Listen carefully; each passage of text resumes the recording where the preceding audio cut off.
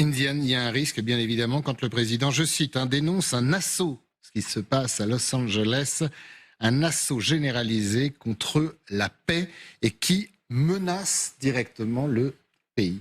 Oui, les mots sont forts parce que Donald Trump aussi agit dans un contexte particulier. Il y a toujours le spectre de ce qui s'était passé en 2020 après l'assassinat de George Floyd et qui avait en fait était considéré comme Donald Trump comme un échec de sa part. Il avait dit pendant sa campagne électorale de l'année dernière, il avait dit aussi avant que s'il arrivait de nouveau au pouvoir, il allait envoyer la garde nationale parce qu'il estimait que lorsqu'il y a des violences, lorsqu'il y a des débordements, c'est inacceptable et donc il faut une réponse ferme de la part de l'État. Ce qui est intéressant, c'est de voir ce qu'a dit sa secrétaire d'État à la sécurité intérieure, Kristi Noem, il y a quelques jours. Elle a dit, nous, on se rappelle de ce qui s'est passé en 2020. Moi, je me rappelle lorsque j'étais gouverneur, donc il était gouverneur à l'époque, il a dit, moi je me rappelle que près de moi, il y avait Tim Walz qui avait laissé sa ville brûler. Donc les Républicains et Donald Trump ne veulent pas montrer à l'Amérique qu'ils laissent eux-mêmes les villes brûler parce que c'est ce qu'ils reprochaient à Joe Biden, parce que c'est ce qu'ils reprochent toujours aux démocrates, de laisser l'Amérique brûler, de laisser les camions des pompiers brûler, de laisser les voitures des policiers brûler, de laisser le drapeau brûler. Donc c'est inacceptable pour lui. Et effectivement, s'il va encore un petit peu plus loin, il pourrait faire appel à l'Insurrection Act. Et donc là, on passe dans une nouvelle dimension. Ça veut dire que l'armée va pouvoir avoir des missions de maintien de l'ordre public, ce qui est normalement interdit par la loi. Et ce qui serait un drame. Alors, j'ai dit une toute petite bêtise, si vous étiez avec nous juste avant cette longue page de publicité. J'ai parlé de Patriot Act. Bien évidemment, s'il y a une mesure que va devoir prendre Donald Trump, Indiane, c'est l'Insurrection Act. C'est-à-dire que c'est une mesure, pour le coup, et dénoncée par ses opposants antidémocratiques.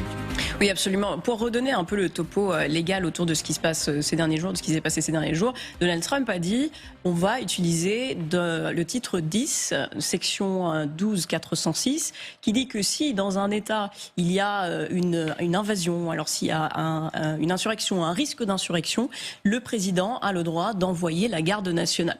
Donc cet acte vient en contrepartie d'un autre qui est le Posse Comitatus Act de 1878 qui dit effectivement que l'armée n'a pas le droit d'intervenir et d'avoir des missions de maintien de l'ordre. Et donc, si jamais il déclare ce Insurrectionist Act de 1807, là, ce qui va se passer, c'est qu'on va revenir sur l'acte de 1878. L'armée va pouvoir assurer des missions de maintien de l'ordre. Donc, par exemple, arrêter des personnes, ce qu'elle ne peut pas faire aujourd'hui. Aujourd'hui, elle peut simplement contrôler, ou en tout cas défendre des bâtiments fédéraux et des personnels fédéraux.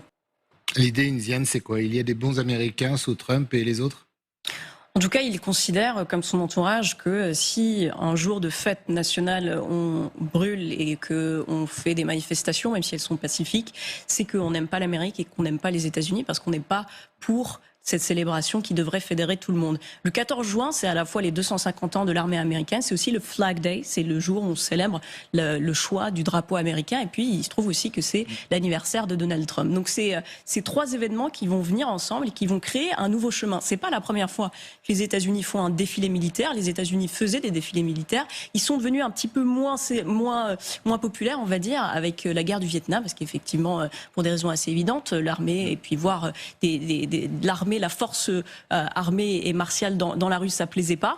Il y a eu un défilé militaire en 91 par Bush parce que à l'époque on voulait fêter la fin de la guerre du Golfe. Il y a eu aussi un défilé militaire lors de l'inauguration de Eisenhower et lors de l'inauguration de Kennedy. Donc les défilés militaires, c'est pas quelque chose de complètement inédit dans l'histoire des États-Unis, sachant aussi qu'il y a à la fois cette adoration du défilé de la France, notre défilé de 2017, et puis le fait qu'il y a des adversaires que les États-Unis ont bien mis en évidence et qui, eux, font beaucoup de défilés militaires et qui montrent leur puissance militaire.